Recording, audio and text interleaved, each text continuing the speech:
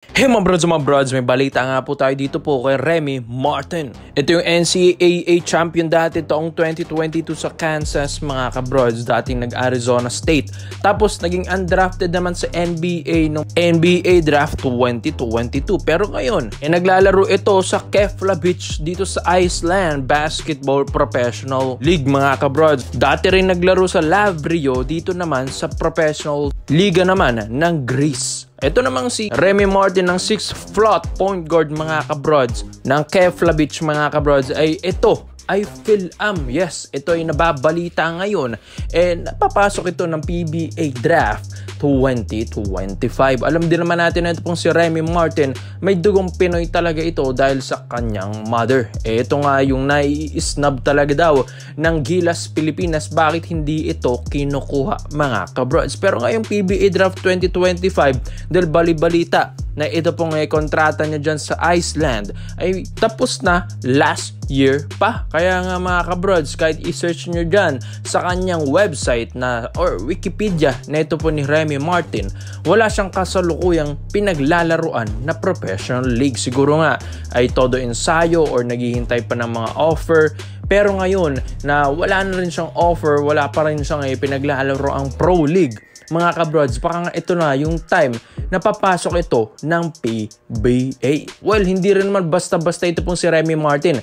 Kanyang experience pa lang sa ibang bansa, pang international na talaga. Kaya nga may bali-balita at reports tayo mga kabrods. Nakaabang ang San Miguel Beermen dito kay Remy Martin dahil ito po ay kakaibang point guard mga kabrods. Sabi nga nila parang Mikey Williams nga akong galawan na ito. Pero mas efficient, mas consistent, mas malakas na athletic na point guard ito at NCAA champion pa mga kabrods taong 2022 sa Kansas College mga kabrods. Kaya hindi na rin talaga magsisisi ang isang PBA team na kunin ito pong player na ito. Hindi nga basta-basta rookie ito mga kabrods sabi nila pinakamahinog na rookie na papasok ngayong 2025. Ito pong si Remy Martin once na maisipan niya talagang magpa-draft ngayong taon. Ito ay 26 years old lang mga kabrods at ito yung pwede niyang maging prime years pa niya. Tapos bata-bata pa.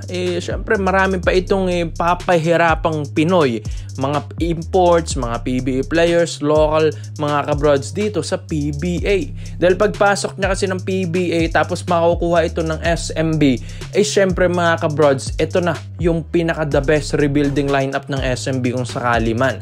Dahil ito pong si Remy Martin, pag nakuha ito ng SMB, ayawan na talaga mga kabrods. Dahil ito pong All Filipino Cup ngayon na alam natin nagsisimula na ngayong April, ang ganda nga ng start ng SMB. Tapos wala pang import ngayong All Filipino Cup mga kabrods.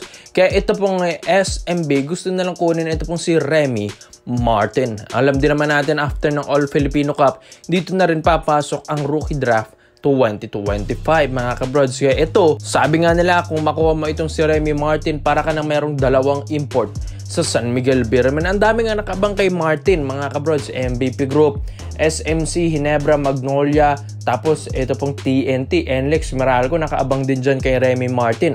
Dahil ito pong agent ni Martin ay nakakausap na nga rin dito sa ating pambansang liga mga kabrods na papasok na rin ito ng PBA draft katulad na lang ni na Abando dyan. Pero kakaiba itong si Remy Martin dahil hindi rin naman basta-basta, hindi lang naman pang Asia ang ligang pinaglalaroan nito. Dahil hanggang Europa ang kanyang experience mga kabrods. Skills pa lang makikita mo na. Shooter, good defender, quick point guard at pang international na rin ang galawan nito mga kabrods. Kaya komento mo lang SMB jackpot na naman kung makuha ito pong si Martin. Dito naman po tayo sa kabilang balita naman natin mga kabrods. Ito na nga ang TNT Tropang Giga. Gusto na nga nilang ibalik ito pong si Mikey Williams. Ayon din ito sa ating trusted source na kay Mr. Homer Saison na ito pong si Mikey Williams gusto nang ibalik ng TNT Tropang 5G dahil nga 0-3 ang start nila ngayong season sa All Filipino Cup mga brods. Buti nga nanalo sila nung kahapon lang mga kabrods. Naka-isang panalo sila pero SMB pa ang kanilang tinalo. So siguro baka yun na yung pampagising nila, yung makuha si Mikey Williams dito sa TNT Tropang 5G. So mga kabrods, eto na. Syempre, alam din naman natin may mga kupunan na rin na talagang nakaabang kay Mikey Williams before or after man ito ngayon bumalik ng TNT. Ito talaga, kinakausap na ito ng mga agent ng kanilang kupunan. Unahin na natin ang SMB. Yes, alam din naman natin ang SMB nakaabang din kay Mikey Williams. Pero ang pinaka talagang mas gustong kunin itong si Williams ay ang Barangay Ginebra San Miguel. Yes mga kabrods, kinakausap na nga rin ng Ginebra ito pong agent ni Mikey Williams, pero hindi nga nila matuloy-tuloy yun. Matutuloy lang niya daw yun mga kabrods once na ito pong si Mikey Williams ay nilagay ulit sa lineup ng TNT Tropang 5G, dahil yun lang naman yung pwedeng rights niya na mapunta siya sa ibang kupunan dahil ongoing yung kontrata niya. Ngayon kasi nakaipit yung kontrata niya dahil sa mga pinaggagawa niya dati sa TNT, nagdedemand ng sahod, 700k na nga yung binibigay, ayaw pa rin. Kaya ito, imbis na sumahod siya ng 700k, nawala tuloy yun mga kabrods, inipit pa ng TNT ang kanyang kontrata. Pero syempre, lumamig-lamig na rin yun, tapos ang TNT kailangan na rin siya, why not ibalik nila si Mikey Williams? Tapos pakinabangan siguro nga after ng season na ito, doon nila iti-trade, dahil malay natin, ito pong si Mikey Williams makapagbigay pa ng isang kampyonato bago ito umalis ng TNT Tropang 5G, at baka magbago pa isip ng TNT niyan. Kaya ito mga kabrods, ito pong Barangay Ginebra San Miguel, may mga offers din naman sila dito sa TNT Tropang 5G. Syempre hindi naman din nila hahayaan na unfair ang magiging trade, dahil syempre MVP group yan, may pera rin yan mga kabrods. Kaya mga offer dito ng Ginebra ay syempre isa siguro sa mga role players or starters din nila. Pinag-iisipan nila siguro si Malonzong ibibigay, si Jeremiah Gray, or si Scottie Thompson kasi malabo mga kabrods, dahil nagiging face na nga ito ng Barangay Ginebra San Miguel. Kaya ito mga kabrods, once kasi na makuha ng Ginebra ito pong si Mikey Williams, ay hindi na sila problema maski All Filipino Cup may import man or wala, dahil para silang merong import kada season mga kabrods. Dahil sabi nga nila, lugi nga daw, parang egoy nga daw si Mikey Williams, sabi nila, kapag naglalaro sa All Filipino Cup, dahil parang import kasi kung magbitaw ito. Malakas itong mga kabrods, kaya hindi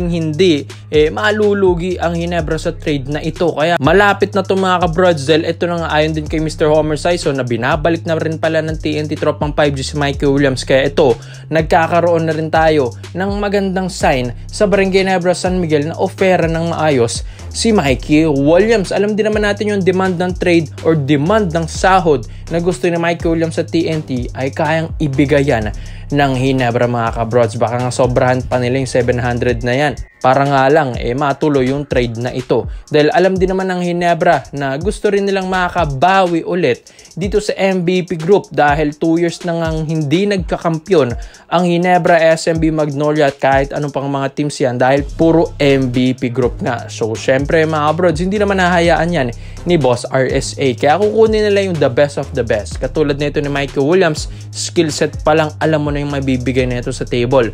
Scoring sa depensa kahit papano meron naman. Offense talaga dito mo siya maaasahan, dahil parang scoring machine nga si Mikey Williams. Pag kailangan, andyan siya palagi at maaasahan mo. Stoppable ala NBA ang laro, shifty point guard, mabilis, shooter. Kaya ikaw mga brods, Mikey Williams to Barangay Ginebra San Miguel, sa tingin nyo ba babagay siya dito? Kaya komento mo na opinion mo dito mga brods, at isa-isa natin yan. Salamat po sa panonood mga brods. This is Phil Basketball. Yun lang, I'm out.